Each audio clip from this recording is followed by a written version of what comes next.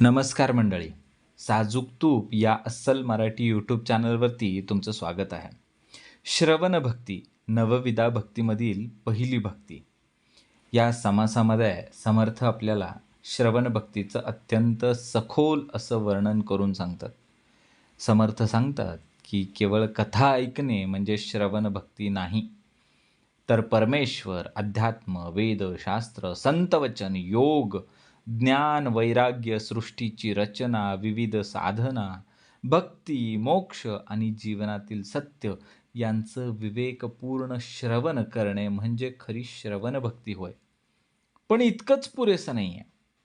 जे ऐकतो त्यातील सार म्हणजे सत्य ग्रहण करावे आणि जे असार आहे म्हणजे जे निरुपयोगी आहे, जे चुकीचं आहे ते सोडून द्यावं. हाच श्रवण भक्तीचा खरा हेतू. म्हणून समर्थ शेवटी सांगतात, की श्रवणामुळे विवेक जागृत झालाच पाहिजे आणि त्या विवेकामुळे भक्ती, ज्ञान आणि मोक्षाचा मार्ग स्पष्ट झालाच पाहिजे. बघा ना, या समासामध्ये समर्थांनी सुरुवात अत्यंत सुंदर करून दिली. प्रत्येक शुभकार्याची सुरुवात ही देव, देवता, सरस्वती, सद्गुरूंच्या स्मरणानेच करावे. म्हणून समर्थांनी गणपती बुद्धी देतो म्हणून गणपतीचं स्तवन केलं. सरस्वती ज्ञान देतं म्हणून तिचं स्तवन केलं. सद्गुरू सत्याचा मार्ग दाखवतात. जसे विद्यार्थी अभ्यास सुरू करण्याच्या पूर्वी गुरूंचं स्मरण करतात, तसंच आध्यात्मिक प्रवासाची सुरुवात आपण नम्रतेनेच करावी. बघा ना, दुसरा मुद्दा, नवविधा भक्तीमधील पहिली पायरी म्हणजे श्रवण भक्ती. प्रथम ऐका, नंतर समजा आणि मग आचरणामध्ये आणा. पोहायला शिकायचं आहे, तर आधी आपला प्रशिक्षक जे आपल्याला इन्स्ट्रक्शन देतो, ते आपण नीट श्रवण केल्या पाहिजेत. फक्त कथा नव्हे, तर संपूर्ण अध्यात्म आम्ही श्रवण केलं पाहिजे. समर्थांनी अनेक विषय ऐकण्यासाठी सांगितले आहेत. हरिकथा, वेदपुराण, कर्मयोग, भक्तियोग, ज्ञानयोग, वैराग्य, योगशास्त्र, तीर्थ, व्रत, दान, मंत्र, तप, मोक्ष, ब्रह्मज्ञान. आजच्या काळामध्ये चांगली पुस्तकं आहेत, उत्तम प्रवचन आहे, ग्रंथांचा अभ्यास आहे, आध्यात्मिक पॉडकास्ट आहे, यांचा अभ्यास करणं हे सुद्धा इथं अभिप्रेत आहेच. वेगवेगळ्या साधना आम्ही समजून घेतल्याच पाहिजेत. लोक विविध प्रकारे साधना करतं. कोण उपवास करतं, कोण जप करतं, कोण ध्यान करतं, कोण योग करतं, कोणी तप करतं, कोणी मौनात राहतं, कोणी सेवा करतं, है ना? ह्या सगळ्या साधना आहेत. प्रत्येक साधना मार्गातील असलेला उद्देश आम्ही समजून घेतला पाहिजे. दोन वेगवेगळ्या व्यक्ती आहेत, ध्यान करतात, मेडिटेशन. एकाला फक्त मानसिक शांतता हवी असते, तर दुसऱ्याला मात्र आत्मज्ञान प्राप्त करण्यासाठी ध्यान करावं लागतं. वेगवेगळं आहे. बघा, सृष्टी आणि परमेश्वराचं ज्ञान हे आपण कायम वृद्धिंगत करत राहिलं पाहिजे. समर्थांनी सांगितलं, की आपण जाणून घेतलं पाहिजे, की पंचमहाभूतं काय आहेत? हे ग्रह, तारे, तारांगण काय आहेत? हे देव, लोक काय आहे? स्वर्ग, नर्क काय आहे? शरीर, ब्रह्मांड काय आहे? यामुळे आपल्याला ईश्वराचं महात्म्य, महानता कळत असते. बघा ना, आपण अंतराळाचा फोटो पाहिला, आपण युनिव्हर्सचा फोटो पाहिला, की आपल्याला ह्या जगाचा विस्तार किती मोठा आहे हे समजतं. तसंच अध्यात्मातून परमेश्वराचा विस्तार आपल्याला उलगडत जातो, समजत जातो.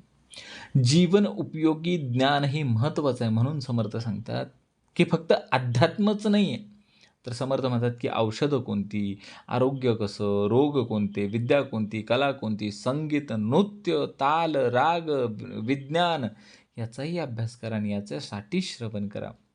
बरोबर आहे का? भक्तीचा अंतिम उद्देश मोक्ष आहे. श्रवणातून समजावे, भक्ती म्हणजे काय आहे हे श्रवणातून समजतं. मुक्ती म्हणजे काय हेही श्रवणातून समजतं. आत्मा कोण, ब्रह्म काय आहे आणि सर्वात महत्त्वाचं मोक्ष कसा मिळतो हे श्रवणातूनच आम्हाला समजणार आहे. सार आणि असार यातील विवेक विकसित केला पाहिजे. ही या समासातील सर्वात महत्त्वाची शिकवण आहे बरं का. समर्थ सांगतात, की सर्व काही ऐका, पण विवेकाने सत्य तेवढं स्वीकारा आणि असत्य ते जाणून त्यागा. सोशल मीडियावरती अनेक काय आहेत, आध्यात्मिक व्हिडिओ आहेत.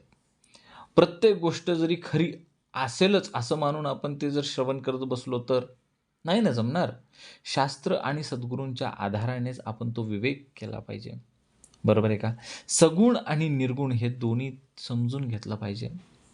प्रभू श्रीराम, प्रभू श्रीकृष्ण श्री विठ्ठल है ना, यांच्या लीलांचं आम्ही श्रवण केलं पाहिजे.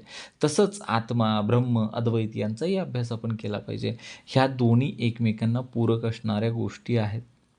लहान मुलांना प्रथम चित्राद्वारे आपण शिकवतो की नाही, मग त्यातील तत्वज्ञान आपण त्यांना नंतर समजावून सांगतो, बरोबर?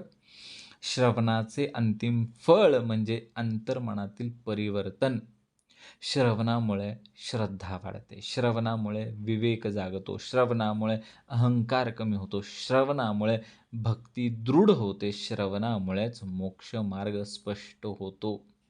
चांगले प्रवचन, चांगले निरूपण ऐकल्यानंतर एखादी व्यक्ती व्यसन सोडते की नाही? किंवा चांगल्या श्रवणानंतर एखादी व्यक्ती नियमित नामस्मरण करण्याचा निश्चय करते की नाही? आहे की नाही श्रवणाचं हे फलश्रुती? बघा ना, या समासामध्ये मुख्य संदेश समर्थांनी आम्हाला काय दिला आहे, की प्रत्येक कार्याची सुरुवात ही देव, सरस्वती आणि सद्गुरूंच्या स्मरणानेच करावी. श्रवण ही भक्तीची पहिली पायरी आहे, नवविधा भक्तीपैकी पहिली पायरी आहे. वेद, शास्त्र, पुराण, संत वाङ्मय आणि अध्यात्म यांचं नियमित श्रवण आम्ही केलं पाहिजे. विविध साधना मार्ग आपण समजून घेतला पाहिजे, उगाच अंधानुकरण केलंच नाही पाहिजे. सृष्टी, जीवन, परमेश्वर यांचं ज्ञान आपण अखंड मिळवत राहिलं पाहिजे. अध्यात्माबरोबरच कला, विद्या, व्यवहार ज्ञानालाही तितकंच महत्त्व आहे बरं का. सगुण आणि निर्गुण या दोन्हींचा अभ्यास आपण केला पाहिजे. प्रत्येक गोष्टीमध्ये सार म्हणजे सत्य आणि असार म्हणजे असत्य याचा विवेक आम्ही केला पाहिजे. श्रवणाचे उद्दिष्ट केवळ माहिती गोळा करणे नाही, तर स्वतःमध्ये परिवर्तन घडवणे आहे. खऱ्या श्रवण भक्तीमुळे भक्ती, ज्ञान, वैराग्य आणि अखेरीस मोक्ष प्राप्त होतो. बघा ना, संपूर्ण समासामध्ये काय सांगितलं समर्थांनी? श्रद्धेने वेद, शास्त्र, संतवचन आणि अध्यात्म याचं श्रवण करून त्यातील सार विवेकाने स्वीकारावं, असाराचा त्याग करावा आणि ज्ञानाचे जीवनामध्ये रूपांतर करावे. यालाच समर्थांनी श्रवण भक्ती असं म्हटलं आहे. जय जय रघुवीर समर्थ.